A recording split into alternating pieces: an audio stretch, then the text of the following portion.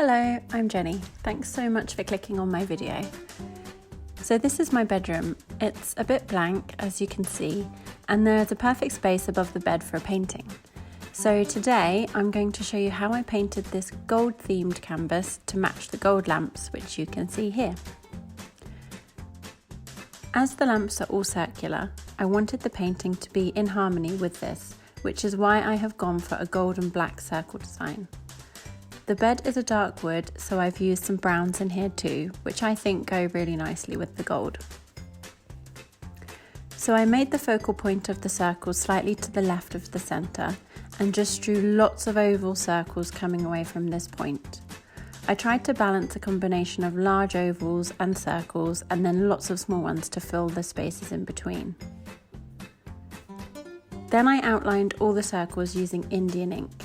This is the ink I used. I just find it so much easier to apply because it's smooth and runny, not like acrylic paint, which is much thicker.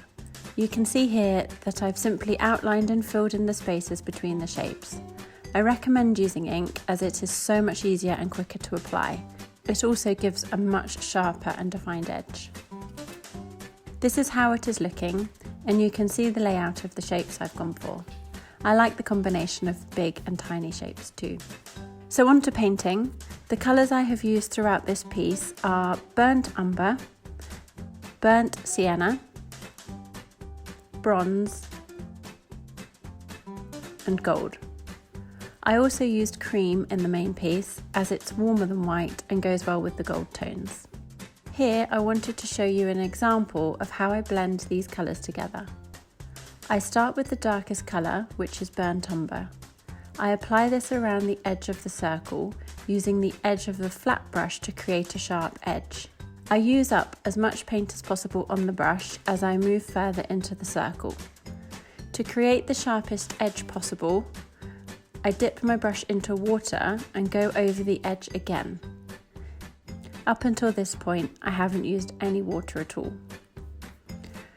Then, without washing my brush, I dip into the next darkest colour, burnt sienna. I brush slightly over the top of the last colour and allow the colours to mix directly on the canvas. Then I continue to paint into the blank area of the circle using a back and forwards brush motion to let the colours drag and mix. I find this is the easiest way to blend. Next I use bronze, and without washing my brush I do the same again. As long as there is very little of the last colour on your brush, this technique works quite well. The paint has to be wet for the colours to blend, so you have to work fairly quickly. You can see here that the brown had dried on this side, so I just needed to apply a second layer of brown and then it mixed with the bronze again easily.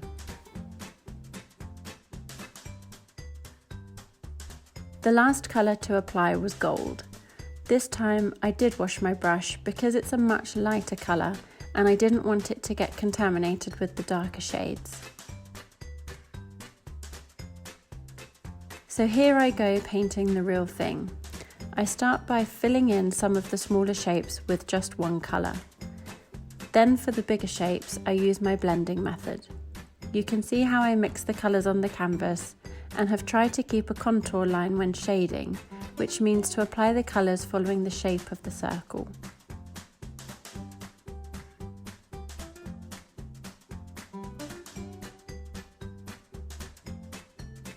The more you brush over the colours back and forward, the more blended they will appear.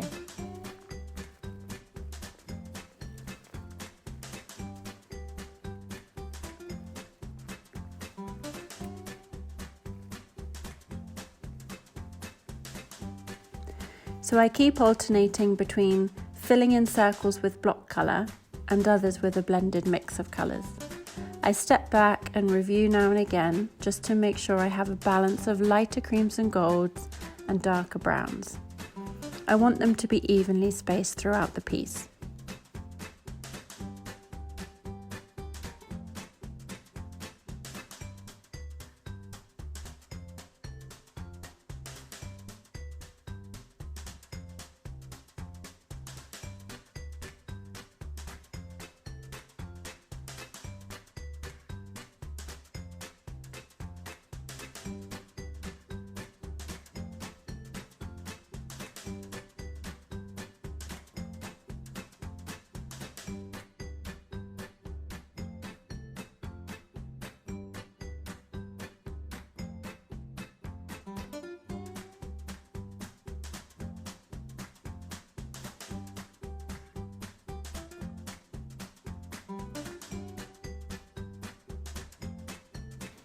I created these butterfly wing patterns with a couple of the circles too, just to add a bit of variety.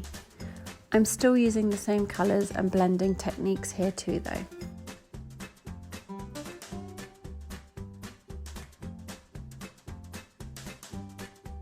As I got further along the piece, I decided to add some indigo colour just to some of the smaller circles.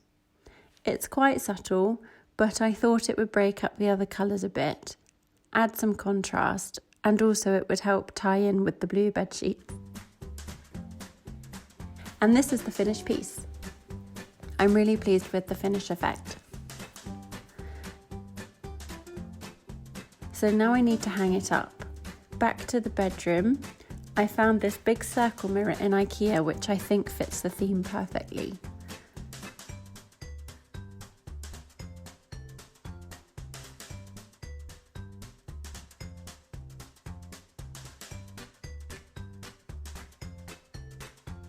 Here I am doing a bit of a rogue job at measuring the middle of the bed so that I can hang it in the middle. I have a couple of nails which I'm just going to hammer into the wall and hope for the best.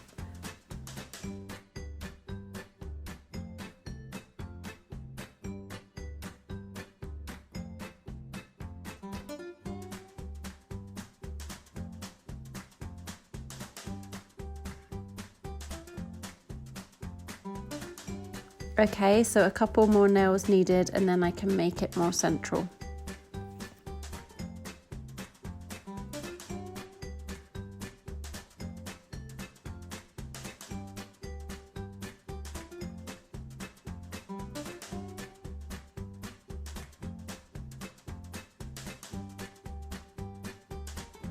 And that's it, all done.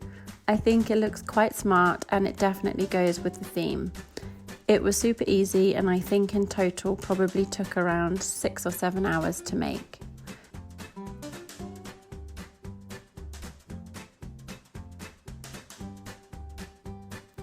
It's so much nicer to have something personal in your room.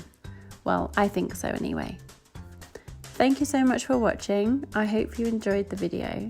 See you next time.